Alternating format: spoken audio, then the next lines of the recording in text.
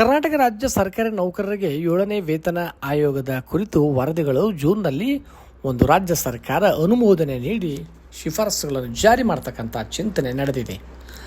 ರಾಜ್ಯದ ಸರ್ಕಾರಿ ನೌಕರರಿಗೆ ಲೋಕಸಭಾ ಚುನಾವಣೆ ನಂತರ ಈ 7ನೇ ವೇತನ ಆಯೋಗದ ಕುರಿತು ಶುಭ ಸುದ್ದಿ ಸಿಗಲಿದೆ. ಸರ್ಕಾರಿ ನೌಕರರು ಲೋಕಸಭಾ ಚುನಾವಣೆಗೆ ಮೊದಲೇ 7ನೇ ವೇತನ ಆಯೋಗದ ಜಾರಿ ಕುರಿತಂತೆ ಸರ್ಕಾರಕ್ಕೆ ಅನೇಕ ಬಾರಿ ಮನವಿಯನ್ನು ಕೂಡ ಮಾಡಿದರು. ಸರ್ಕಾರದ ವಿರುದ್ಧ ಹಲವಾರು ಬಾರಿ ಹೋರಾಟವನ್ನು ಕೂಡ ನಡೆಸಿದರು. ಅದು ಈಗ ಒಂದು ಜಾರಿಯಾಗ್ತಕ್ಕಂತಹ ಸಾಧ್ಯತೆ ಇದೆ. ಏಕೆಂದರೆ ರಾಜ್ಯ ಸರ್ಕಾರಕ್ಕೆ 7ನೇ ವೇತನ ಆಯೋಗದ ವರದಿ ಮತ್ತು ಅಂತಿಮ ವರದಿಗಳು ಸಲ್ಲಿಕೆಯಾಗಿದ್ದು 7ನೇ ವೇತನ ಆಯೋಗವು ಕೂಡ ಈಗ ವಿಸರ್ಜಿಸಲ್ಪಟ್ಟಿದೆ. ಹಾಗಾಗಿ ಲೋಕಸಭಾ ಚುನಾವಣೆ ನೀತಿ ಸಂಹಿತೆಗೆ ತೆರೆ ಬೀಳುತ್ತಿದ್ದಂತೆ 7ನೇ ವೇತನ ಆಯೋಗದ ಶಿಫಾರಸಿನಂತೆ ವೇತನ ಭತ್ಯೆ ಹಾಗೂ ಸೌಲಭ್ಯಗಳನ್ನು ಪರಿಷ್ಕರಣೆ ಆಗುತ್ತದೆ ಅಂತಕ್ಕಂಥ ಮಾಹಿತಿ ದೊರೆತಿದೆ. ರಾಜ್ಯದಲ್ಲಿ ಲೋಕಸಭಾ ಚುನಾವಣೆ ಈಗಾಗಲೇ 2 ಹಂತದಲ್ಲಿ ಮುಗಿದಿದ್ದು ಜೂನ್ 4ರಂದು ಫಲಿತಾಂಶ ಕೂಡ ಹೊರಬೀಳಲಿದೆ.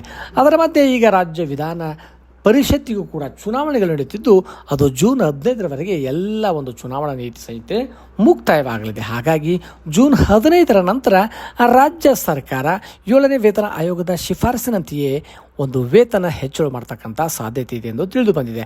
ಹಾಗಾಗಿ ರಾಜ್ಯ ಸರ್ಕಾರ ಈಗಾಗಲೇ ತಮಗೆ ತಿಳಿದಿರುವಂತೆ 25%ರಿಂದ 25.5% ವೇತನ ಹೆಚ್ಚಳ ಮಾಡ್ತಕ್ಕಂಥ ಒಂದು ಆದೇಶ ಹೊರಡಿಸುವ ಸಾಧ್ಯತೆ ಇದೆ ಎಂದು ಕೂಡ ತಿಳಿದು ಬಂದಿದೆ.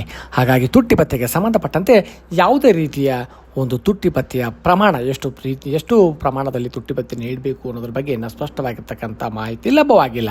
ಹಾಗಾಗಿ ಜೂನ್ನಲ್ಲಿ 7ನೇ ವೇತನ ಆಯೋಗದ ವರದಿ ಶಿಫಾರಸು ಮಾಡುವುದಂತೂ ಸತ್ಯವಾಗಿದೆ. ಏಕೆಂದರೆ ಈಗಾಗಲೇ ರಾಜ್ಯ ಸರ್ಕಾರಿ ನೌಕರ ಸಂಘದ ಒಂದು ರಾಜ್ಯಾಧ್ಯಕ್ಷರಾಗಿರ್ತಕ್ಕಂಥ ಶ್ರೀ ಎಸ್ ಷಡಕ್ಷರಿ ಅವರು ಕೂಡ ಮೊನ್ನೆ ಮಂಗಳೂರಿನಲ್ಲಿ ಕೂಡ ಮಾತನಾಡುತ್ತಾ ಒಂದು ಜೂನ್ನಲ್ಲಿ 7ನೇ ವೇತನ ಆಯೋಗದ ವರದಿಗಳು ಜಾರಿಯಾಗ್ತಕ್ಕಂಥ ಸಾಧ್ಯತೆ ಇದೆ ಎಂದು ಕೂಡ ತಿಳಿಸಿದ್ದಾರೆ. ಅದರ ಮಧ್ಯೆ ಮತ್ತೆ ಹಳೆ ಪಿಂಚಣಿ ಯೋಜನೆಯನ್ನು ಕೂಡ ರಾಜ್ಯ ಸರ್ಕಾರ ಪುನರಾರಂಭಿಸುವ ಬಗ್ಗೆ ನಿರ್ಧರಿಸಲಿದೆ ಅಂತಕ್ಕಂಥ ವಿಶ್ವಾಸವನ್ನು ಕೂಡ ಅವರು ವ್ಯಕ್ತಪಡಿಸಿದ್ದಾರೆ. ಹಾಗಾಗಿ ಜೂನ್ನಲ್ಲಿ ಒಂದು ರಾಜ್ಯ ಸರ್ಕಾರಿ ನೌಕರರಿಗೆ ಶುಭ ಸಂದೇಶಗಳು ದೊರೆಯುವ ಸಾಧ್ಯತೆ ಇದೆ.